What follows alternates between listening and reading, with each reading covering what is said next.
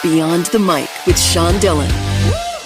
We're joined on the Starline by author, entrepreneur, and owner of Cerro Gordo Mines.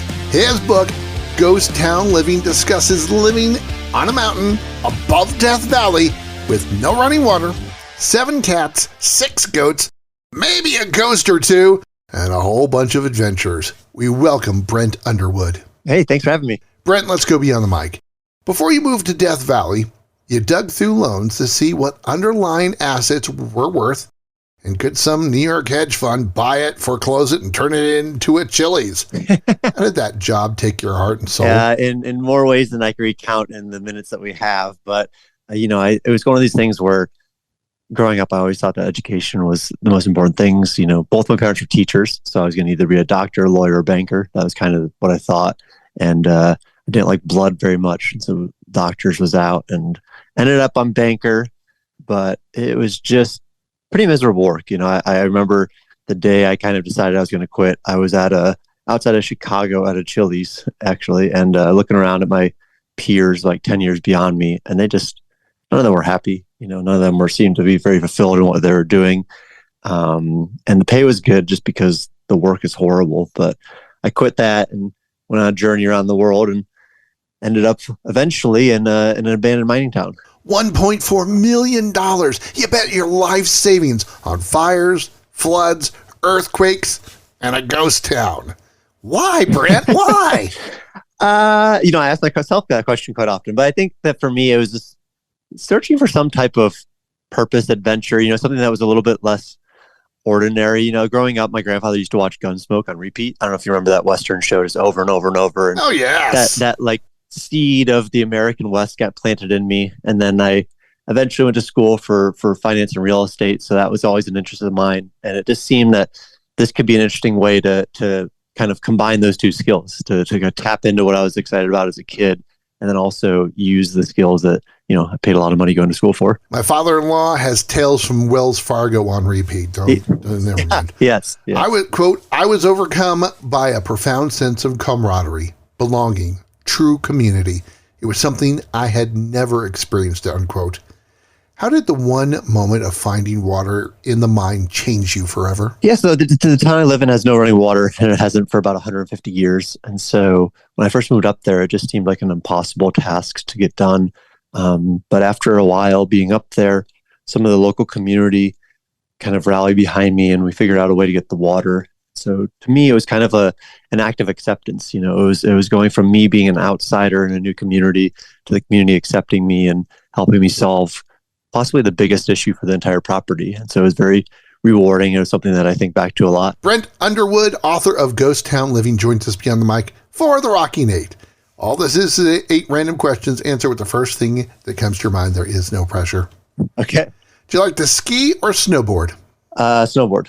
Building a ghost town in California, a hostel in Austin, what draws you to a place? History. Why specifically? I think history just because I think it's interesting to be able to stay somewhere that's part of that town's past, rather than some white box Marriott or something. I've always had this interest in creating shared spaces in old buildings so people can kind of understand the context of the city that they're in a little bit more. How about your favorite song from Pretty Lights? From Pretty Lights? The musician? Yeah. Finally Moving. Last baseball game you attended was where? Los Angeles. Favorite place to relax at Florida State? Just outside Doak Campbell Stadium, the football stadium up there. How long did it take you to record your audiobook 900 feet underground? 3 days. I lived down in the mine for 3 days. I had a little bed and everything down there. So 3 full days of recording 900 feet underground. Now, how long did it take you to run the Cerro Gordo Silver 8-mile run? In full transparency, I didn't run it last year. I was a videographer, but this year I've been training, and it's going to take me maybe I hope to do it in under 2.5 hours. That's my goal. Explain to everyone the challenge of that run, because it's wild. Yeah, so the road to get to town is an 8-mile dirt road, and it goes from 3,500 feet in elevation to 8,500 feet in elevation. So it's 5,000 feet of elevation gain. And so it's just brutal. It's this unrelenting thing. And the winner last year, and these are like very seasoned runners, ran it in about an hour and 51 minutes. And that was, a very, very good pace. And so I hope 2.5 sounds appropriate. A very important question is next. Before you published your groundbreaking masterpiece, Putting My Foot Down, did you get a pedicure? No, I did not. And that was called out to me many, many times from different people around the country as they saw 30 photos of my foot put together in a book. That's a shock. It's time for the back half with author Brent Underwood. His book is The Incredible Ghost Town Living, and he joins us beyond the mic. You once said, quote, "People that can't enjoy life can't create places for people to enjoy life," unquote. What brings you joy right now other than further progress on rebuilding Cerro Gordo? Yeah, I think it's the excitement when I see people kind of fall under the same trance that I do when I'm at town, meaning, seeing them light up and go down these new rabbit holes and discover new history and new passions that maybe they weren't exposed to before. And so I really enjoy them all kind of like sitting around together and swapping different stories that they've learned about the town. How is people finding you online and social media and the passion you have transferred to them make you feel? I just feel really good. I think that anytime somebody's like lit up about what they do, no matter how obscure or whatever it is, if you see somebody that's like very excited and very enthusiastic, it kind of creates a fire that I feel like spreads to other people. And so I try to express that in my videos, how excited I am about Cerro Gordo, and I see people kind of like picking up on that and breaking it over to whatever they're interested in. What's the one thing that you have to drive miles to that you have to have? Fruit and vegetables. That's something that is not in high supply out in the desert, and it's something that I used to like a lot, growing up in Florida. And so that's that. Whenever I get to a city, I'm always buying the biggest platter of fruit I could find. It's time for One Big Question with Brent Underwood, author of Ghost Town Living Beyond the Mic. Every week, you poured your deepest fears, hopes, dreams, nightmares online.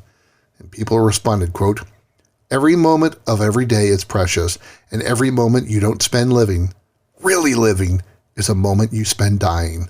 Life is action. We are what we do," unquote. You said that. What's your next dream? My next dream? Mm-hmm. It's for Cerro Gordo to be a place that survives for many generations to go. I think that it's an important place, and I would love to finally get our hotel open that we're building and to see people sit around and allow myself to have that comfort to understand that, oh, this place is going to last for a long time, that all this work is for something. Where can people find more about Cerro Gordo? I'm on YouTube. Ghost Town Living is the name of the book and of the channel. And I've kind of been chronicling the last 4 years living in this abandoned town online. And I think that's probably the best place. It took him 3 days to record his book, 900 Feet Underground, loves to snowboard and wants you to read Ghost Town Living. Brent Underwood, thanks for taking the time to talk with us today. Thanks for having me. This is great. Thank you so much. If you ever find yourself in California and want to check out an old mining town, let me know. Come on up. And that, my friends, is a Beyond the Mic shortcut. If you're enjoying these conversations, please check out another Beyond the Mic episode to find more actors, artists, and people you need to know. We'd also appreciate a like and subscribe on the Good Pods app.